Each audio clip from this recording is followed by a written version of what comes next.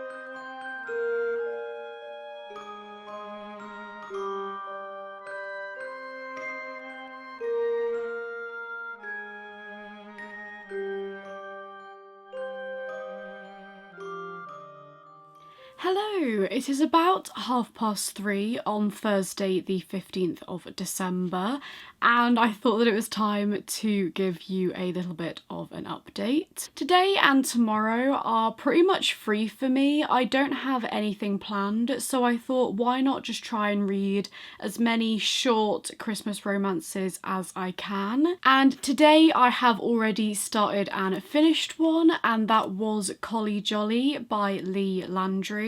This was just one that I saw on Kindle Unlimited, and I'm not gonna lie, the dog on the front cover did draw me in. And this one is following this woman who has recently lost her job, and then she sees this job come up for a dog walker and dog trainer, and even though she doesn't have any experience doing that, she does still love dogs, so she goes for this job opportunity, and then it is a romance between her and the dog's owner. This one was only, I think, about 150 pages. Let me just check. Yes, so it was only 137 pages, so it wasn't long at all. And this one was just so cute. It was definitely leaning more on the cute, sweet romance side, which I don't know if it is my favourite. I think I do like a little bit of spice in my romances, but because this one was just short and sweet, I'm still glad that I read it. I loved all the dog content. I like the two romantic leads. You do actually get to see both of their perspectives. It is written in third person, but it almost alternates between the two women's perspectives, and this one is also a sapphic romance, and there was a drag queen side character, and it's set in New Orleans, so if you like that New Orleans setting, you might enjoy this as well. It wasn't anything special for me, and I haven't actually figured out my rating yet. I think that it might be like a 3.5. It wasn't bad by any means, I did enjoy it, but it definitely didn't completely blow my mind, and I don't think I'll be thinking about it too much in the future. Despite that, if it does sound like something you'd be interested in reading before Christmas, you could definitely fit it in just an afternoon, in a few hours. Hello, I'm here to wrap up this vlog. It has actually been quite a few days since I last updated you, and I have read a few things in that time. The next book that I attempted to read was Stocking Stuffers by Erin McClellan. This is a short erotic festive novella, and it's following this woman who has gone to this book club, and she works for a sex toy shop, and she's doing this little like marketing thing and trying to sell some of her products. And they're in this inn, and it's really like snowy outside, so she finishes her little thing, and as she's going to leave, her car can't like get through the snow, and it's like between her and the brother, I think, of the inn's owner. I think that's right. That is like the basic setup. Unfortunately, I ended up DNFing this one at about 20%. It wasn't a very long book. It was only maybe 130 pages, something like that. But I have realised reading this that I think the things that I love in romance is a really slow build-up. And I do like the more steamier scenes. I like when it comes to something rather than it just being a fade to black. But I need to enjoy the relationship without that like sexier element. I need to believe in like the couple. I need to be rooting for them. And I just need something to take a little bit longer. And I think that this one is just not the book for that. This one is straight into the smutty stuff. It's 0 to 100 in less than a page, and I just don't think that that's my preference. Unfortunately, I was just like reading the words, and even in these more intimate scenes, I just felt absolutely nothing. And I think that's just because I didn't know these characters. I wasn't really rooting for their relationship. I don't know if this one is like a romance. It might just be the steam, but I think that that's just not my preference. It's not my thing. I much prefer a very slow build-up. I love slow burn romance. That is my favourite kind of romance, where it takes like hundreds of pages to get to like the first kiss. I love the tension, and this one just had no tension for me. Immediately they are in lust with each other, they want to have sex with each other, and they do, and I just didn't feel anything towards this. So unfortunately I did DNF that. Then I picked up another festive novella, which was called Mangoes and Mistletoe by Adriana Herrera. I think that this author is quite acclaimed. I think that she has won a few awards for LGBT fiction. This one is a sapphic romance between two women, and this one is set in this like holiday baking competition, and two of the entrants into this competition, so they match up a professional baker and an amateur home baker, and there's like a week-long event. They have to bake loads of things, and our two main characters, our two love interests, are paired together. They don't exactly like each other at the start. There is a little bit of tension, and a lot of that is to do with how they consider their culture. So both of them are from the Dominican Republic. I think one of them, her family maybe has moved to America, but the other one lived in the Dominican Republic until about 3 years ago in the story, when she also moved to America. And they have very different relationships with their countries. One of them really wants to bring in loads of that culture and the flavours into the food, and the other one is more reluctant to do that. And I think that the culture element was something that was one of the highlights for me in this book. I love the nuance in that discussion, and how not everyone has the same relationship with their country, with their culture, especially when you bring in elements like sexuality and maybe not being accepted by people in your family, and how that can impact your relationship with your heritage. This one also does have some of those steamier elements, if that is what you are looking for, and I did find that there was variation in the sex scenes, which is something that I particularly enjoy. I don't just want, you know, copy and paste scenes. However, like I said with the previous book and how I didn't like how quick that one was, this one was also incredibly quick for me. I thought that it was too fast, and I did know going into these books that they were novellas, that they were short. Obviously they aren't going to have as much character building, but I don't like when immediately people are just declaring love. I can understand falling in lust with people and immediately having that like sexual chemistry, but to go from that within a couple of pages to being like,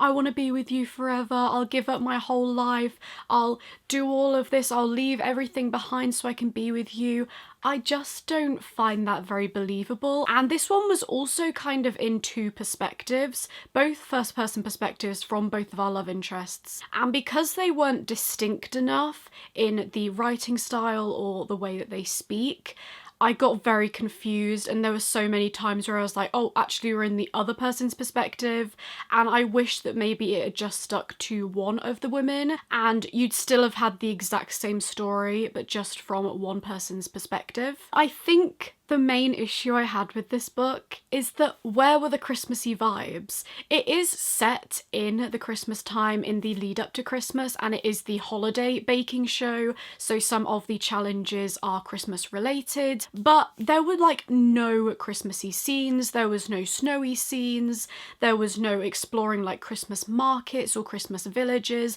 They even mentioned at one point, oh, should we go to the Christmas village? And then it was like, no, and they didn't go. And I just feel this story could have taken place at any point in the year. If you are going to show it as a Christmas romance, I need a couple of those tropey scenes, and I know that not everyone wants to do the tropes, but just like a moment in the snow. However, despite all of that, I know I have been quite negative. I did enjoy my time reading it. It wasn't very long. I do love the baking elements. I love to bake myself. I love watching the Great British Bake Off, so it definitely gave me those vibes. And I did like some of the moments between our two main characters. It just seemed to go a little bit too quick for me, and I think that that's what kind of threw me out of the story at the end. I do think I would try this author again. I know that they have a lot of books out that are incredibly popular, so maybe I will read one of their more recent releases and see how their writing has developed, and maybe a longer book rather than a novella. I just need more time with the characters to become completely invested in the romance. And those were the final 2 books that I read, or I did DNF one, but that was the final reading that I did for Christmas.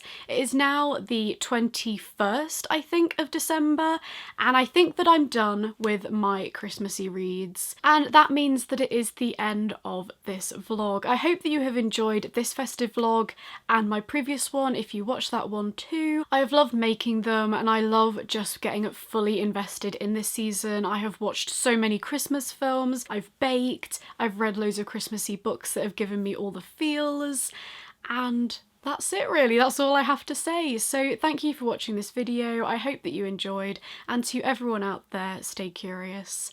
Bye!